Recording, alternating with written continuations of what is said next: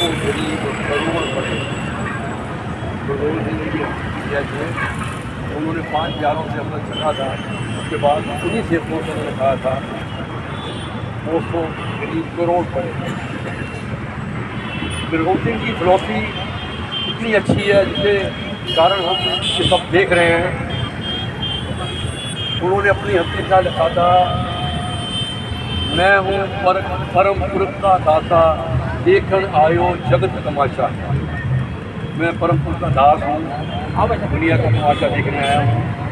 फिर उन्होंने आगे लिखा है, जो मुझको परमेश्वर उचरे हैं, जो मुझको परमेश्वर उचरे हे नर नर कुंड में पड़े।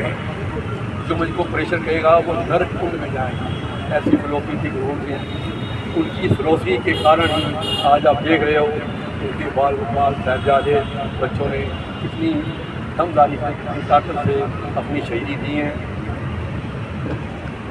उनके बड़े बेटे अजीत सिंह जो जंग में लड़ रहे थे, उनको प्यास लगी, वो अपने पिताजी के पास आए, पिताजी बहुत प्यास लगी है। कहने लगे, पानी से क्यों बुझाते हो, अपने दुश्मनों के खून से प्यास बुझा लो जाओ। और वो वहाँ गए और शहीद हो गए। फिलॉसफी बड़ी है, इसकी बहुत बड़ी है, मैं आपको क्या बताऊँ। आप इसमें अदरवाइज मत लेना। मैं तो सोचता हूँ कि मुझे भगवान अगर अगला जन्म भी देते हैं तो किसी कौम में देते हैं। इतनी शानदार, इतनी वजनदार ऐसी कौम है। अभी थोड़ी देर पहले मैंने वीडियो में लिखा था, पढ़ा था, कोई फिलोसफर हमारे पंजाब के वो बता रहे थे कि सिख कौम करीब 2.5-3 करोड़ के करीब है, अलग संख्यक है। उनका कहना था कि अलग संख्यक नहीं कहना चाहिए हमको, डायमंड में से ही कम होता है। सोना भी होगा, चांदी भी होगी, लोहा पीतल तांबा सब होता है। सिख कौम जो 1.25 लाख से 1 लड़ाऊँ, कभी गोविंद सिंह नाम खाऊँ वाले वोट देने वाले हमेशा कम ही रहेंगे। कम होने के बावजूद भी हम डायमंड हैं। मैं बताऊँ आपको, केशव पांडे जी मेरे 50-55 साल से परिचित हैं, जानते होंगे। आप बोलते होंगे मैं पंजाब से हूँ, मैं पंजाब से नहीं, मैं ग्वालियर से 63 साल हो गया ग्वालियर। ग्वालियर से मेरा इतना अटैचमेंट है, इतना लगाव है कि मैं आपको बता नहीं सकता। मैं नगर निगम में रिटायर हूँ।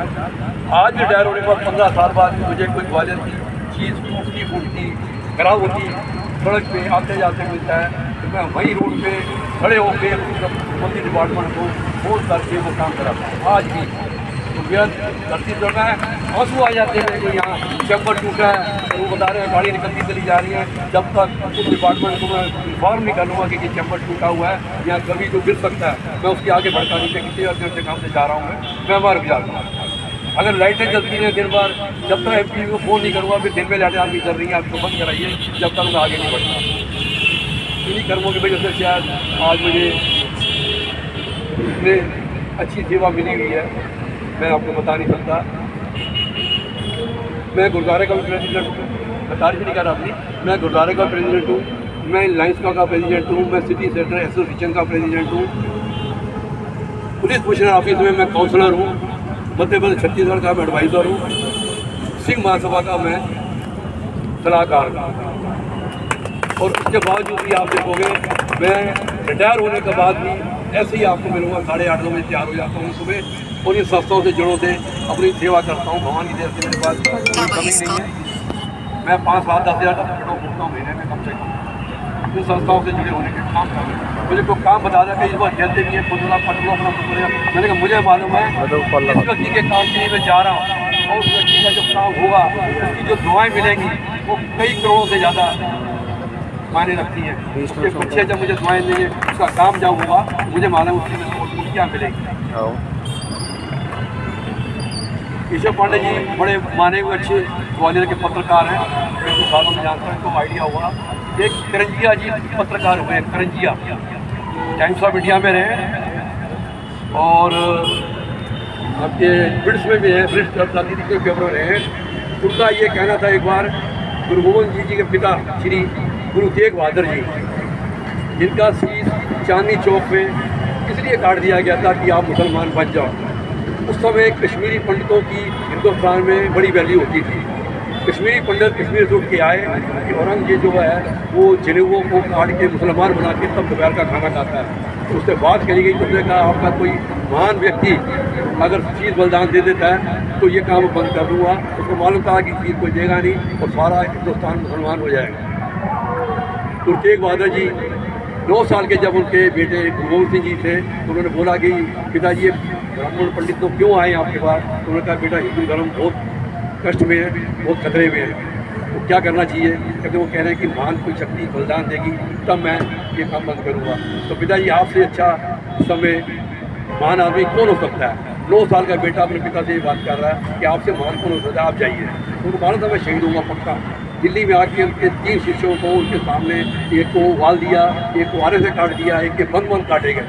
उसके बाद उन्होंने पूछा क्या अब आप क्या क्या कहना है? तो उन्होंने बोला ये मेरे शिष्य जब इतनी बलिदान दे सकते हैं तो मैं इसके आर्गूमेंट करने को तैयार नहीं हूँ। तो उनका शीशगंज में काट दिया। उसी का शहीदी पर्व ये 17 को मनाया था, उन्हीं के पोते। शहीदी पर्व मनाने के बाद बताऊँ आपको करंजिया की बात कर रहा था, करंजिया जी की। करंजिया जी मेरा साथ है हिंदुस्तान के बड़े माने पत्रकार थे। उन्होंने एक बार अपने लेख में लिखा था कि मैं जब किसी मंदिर के गुरुद्वारे के बाहर से निकलता हूँ तो देखता हूँ कि गुरु तेग बहादुर जी का शहीदी पर्व मनाया जा रहा है, सिख कौम धर्म मना रही है। मुझे शर्म आती है ये कहते हुए कि ये गुरु तेग बहादुर जी का शहीदी पर्व मंदिरों में मनना चाहिए। उन्होंने हिंदू धर्म के लिए अपना चीज़ किया था, ये गुरुद्वारे मनाया जा रहा है। मुझे शर्म आती है कहते हुए ये मंदिरों में मनाने वाला फंक्शन गुरुद्वारे वाले मना रहे हैं, जबकि मंदिरों में मनना चाहिए।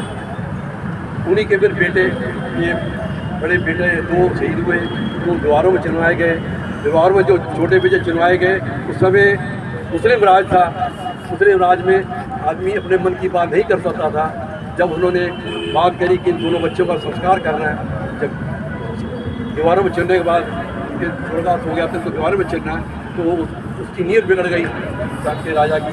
ये कहने लगा कि आपको ज़मीन खरीदो तब मैं आपको जगह दूँगा। आप विश्वास करोगे टोडरमल जी का हमने नाम सुना होगा। टोडरमल जी जैन समाज से थे। उन्होंने ये बोला कि ये ज़मीन मैं खरीदूँगा। आप बोलो क्योंकि संस्कार के लिए मुझे जगह चाहिए, मैं खरीदूँगा। उन्हें क्या क्या चाहिए? कहते हैं आप अशरफियाँ बिछा के जितनी जगह चाहिए हो उतनी जगह ले लो, अशरफियों की कीमत दे दोगे तब आपको जगह दूँगा। उन्होंने अशरफियाँ लिटानी शुरू कर दी, जैसे बिस्कुट जाती होती है अशरफियाँ लिटानी शुरू कर दी। उसकी नीयत बिगड़ गई महाराज की। कहता नहीं, लिटा के नहीं, खड़ी करके डाल, अशरफी खड़ी करके रखो, लिटा के नहीं चाहिए, अच्छी खड़ी करके जब उस समय आज से करीब 350 पौने 400 साल पहले उस अशरफियों की कीमत थी 78,000 रुपये। वर्ल्ड में वाइट हाउस भी इतना महंगा नहीं है जितनी ज़मीन वो आज की तारीख में है। आप एक के साथ जीरो लगाते लगाते थक जाओगे, उस जीवन की कीमत नहीं लगा सकते। 78,000 की ज़मीन 350 साल पहले उसने खरीदी थी। 78,000 आज लगाइए आप, अरबों खरबों की वो ज़मीन है और रिकॉर्ड में है। वर्ल्ड में इससे महंगी ज़मीन कहीं नहीं मिलेगी। अंग्रेज़ों के टाइम पे ये मतलब ना कि मैं उस कम्युनिटी से, इसलिए अंग्रेज़ों के टाइम में सिख कौम के एक भी व्यक्ति की गारंटी ले ली जाती थी। अंग्रेज़ों के टाइम पे अगर कोई सरदार गारंटी देता था किसी चीज़ की जहाँ से हरकत है वो मान्य होती थी। हमारे ग्रैंड फादर बताते हैं ट्रेन में, बस में जब कोई सरदार बैठ जाता था तो उस ट्रेन के उस बस के डिब्बे की महिलाएं अपने आप को सेफ समझती थी कि अब ये सरदार व्यक्ति बैठ गया है, हमारी में कोई भी इज्जत दूसरे को तैयार नहीं हुआ, मरने मारने पर तैयार हो जाएगा लेकिन वो आदमी कभी पढ़ नहीं, ये गारंटी होती नहीं। वो उसी परंपरा को इनके, अब सोचो बच्चे को कील चुभ जाए, छोटा सा बच्चे को चोट लग जाए तो वहाँ पे क्या बीतती होगी। सोचो 7 साल और 9 साल के बच्चों को दीवारों में चुन दिया गया, उस माँ की, उस बाप की, उस दादा की क्या लग रही होगी आप बता नहीं सकते। मेरा कहने का मतलब है कि यही कौम है जो समर्पित है, यही कौम आपके लिए बिल्कुल बॉडी गार्ड जैसी है। आपके लिए कोई आप मत समझिए कि आप हिंदू धर्म से हैं, ये आज आपको मुसलमान मैंने कहीं फिलासफों में लिखा है, मंदिर में जो घंटी बज रही है, मंदिर में जो आप आरती उतार रहे हो उसका सबसे बड़ा सेक्रीफाइस सिख कौम का है। नहीं तो कुरान पढ़ रहे होते, आयतें सुन रहे होते आप। मंदिर में जो घंटी बंदी में जो भागवत हो रही है, मंदिर में जो सब कुछ प्रारंभ हो रहे हैं, आप भजन कीर्तन, दैट इज ओनली फॉर जिनको उनकी बलिदान है उसमें। और आपको बताऊँ, आप पीछा निकाल रहे हैं जो बातें हैं, उसको मैं आपको अगर कोई कंफ्यूज हो तो मैं बता दूँ। राम मंदिर और मस्जिद की बाबरी मस्जिद का झगड़ा चल रहा है, अब मंदिर बनना शुरू हो गया, तैयार है। उसकी पहली FIR सिख कौम के 4 सरदारों ने दी थी। FIR कराई दर्ज अयोध्या में, 4 सरदारों ने FIR दर्ज कराई थी अगेंस्ट में मस्जिद के। और आप जाके FIR कभी भी चाहे और पुराने नेट निकाल के देख लेना, पुराने रिकॉर्ड में देख लेना, FIR दर्ज हमारी कौम के 4 बंदों ने निकाली थी FIR, जिस पर आवाज़ राम मंदिर बना रहे हैं। तो ये बातें जो मैं बता रहा हूँ आपको, ये सब प्रैक्टिकली हैं, कोई लिखी तो बड़ी नहीं है, ये प्रैक्टिकल हुआ है जो आपको प्रैक्टिकल बता रहा हूँ। इसलिए मैं तो आपको बहुत भाग्य समझता हूँ, मुझे इस कम्युनिटी का ऐसा सेवा का मौका मिला और आपको मैंने बताने को मिला था, और बाकी मुझे बुलाया संस्था ने, उसका बहुत बहुत धन्यवाद करता हूँ। वाहिगुरु जी का खालसा, वाहिगुरु जी की फतेह।